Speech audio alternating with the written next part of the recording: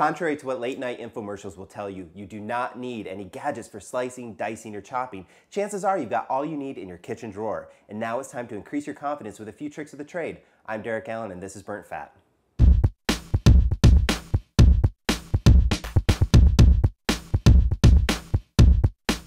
Before the ingredients of a great dish touch the stove, they have to be prepped. And more often than not, food preparation involves a knife. The shape, size, and texture of the ingredients makes a huge impact on the taste and quality of the final dish, as well as the diner's eating experience. You don't think so? Try baking an apple pie with whole apples. So, learning basic knife techniques will set you well on your way to better tasting and more aesthetically pleasing food. Alright, there's 3 essential knives that you should have for a well-stocked kitchen. First up, the chef's knife, then you also have your serrated knife, and finally the paring knife. Now, whenever you go to use your knives, you always want to be sure they have a nice, sharp blade. And this really is for safety. It may sound like an oxymoron, a sharp blade for safety, but think about it. It's when you have a dull blade, that's when you're going to risk slipping and cutting yourself. If you have a nice sharp blade, nice clean cut, you won't cut yourself. So every time you use your knives, it's a good idea to go ahead and hone them with a honing steel. Hold the steel, hold the knife 45-degree angle, come down. Back and forth just a few times. And like it sounds like, it's gonna hone the steel, it's gonna hone this blade and keep it nice and sharp.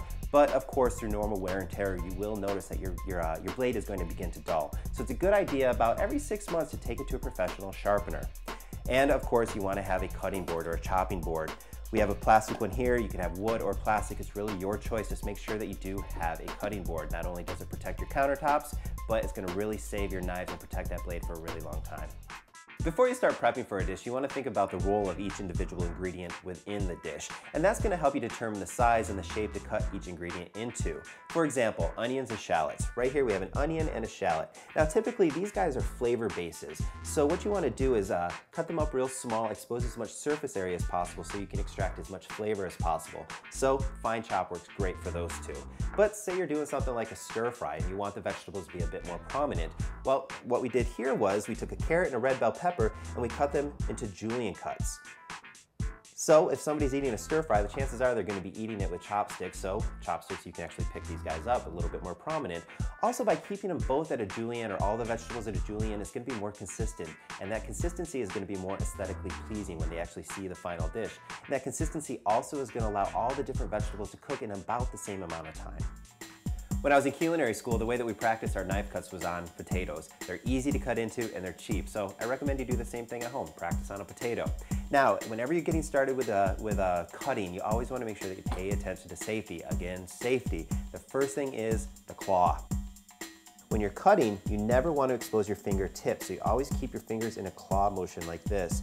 That way, your knife is going to run down over the knuckles and you won't risk cutting your fingers. The second thing is you want to make sure that whatever you're cutting is stable. So this potato is pretty rocky right now, so you want to get a smooth edge. Make the claw. Now we're just going to cut a little edge off right there. Now it's nice and smooth.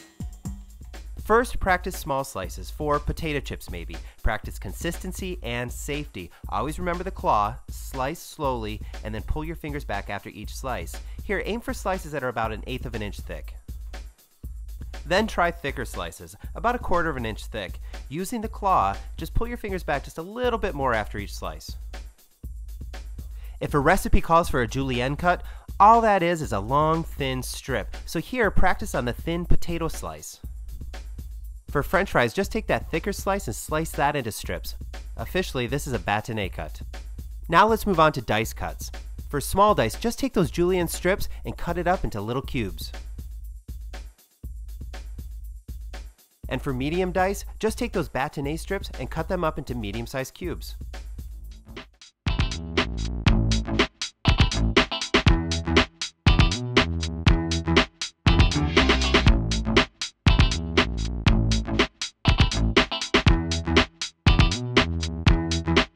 Another common slice is the bias or Asian cut. Slicing on an angle, keep the thickness consistent. This cut is always more aesthetically pleasing. Use your serrated knife on bread. There are 2 ways to slice a baguette, a straight cut or the bias cut. The bias cut is a nicer presentation and also increases the surface area for more toppings.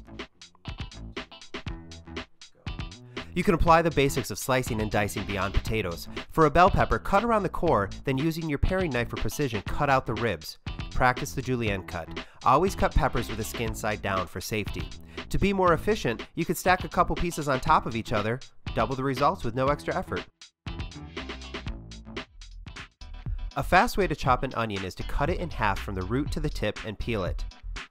Keeping in mind the chop size you desire, use your chef's knife to slice the onion horizontally towards the root, and then vertically. Using a large claw grip, hold the onion together and slice it 3/4 of the way towards the root. If you want a finer chop, just continue to chop until you achieve the size you're looking for.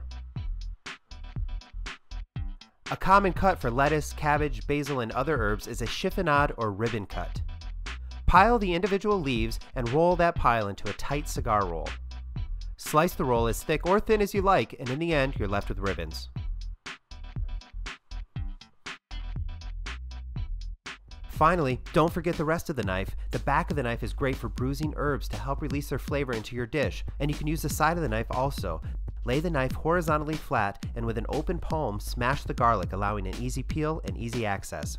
Food preparation doesn't have to be a daunting task, and good knife skills help make the process so much easier. Just always remember to keep in mind safety and the purpose of each ingredient in the final dish, and then apply that to every cut that you make. All right, folks, as always, eat, experiment, and enjoy your time in the kitchen. I'm Derek Allen. This is Burnt Fat. Have fun. Ready? So go ahead and use a honing blade. No matter when, no matter what, no matter how or who. We'll get you the man. And they'll, see, why do I keep just like doopy doopy doopy doopy? Stay sharpener. Before the ingredients of a great dish touch the stove, that's gonna help you determine something. The shape, size, there's the first So, learning good knife something or others, it's gonna really do something, and it's I'm all over the place there. I knew I lost it too. I was just trying to bring it back in. Let's just start over again. Contrary to what late night, So, learning basic knife technique will set you well on your way to the last 4 words.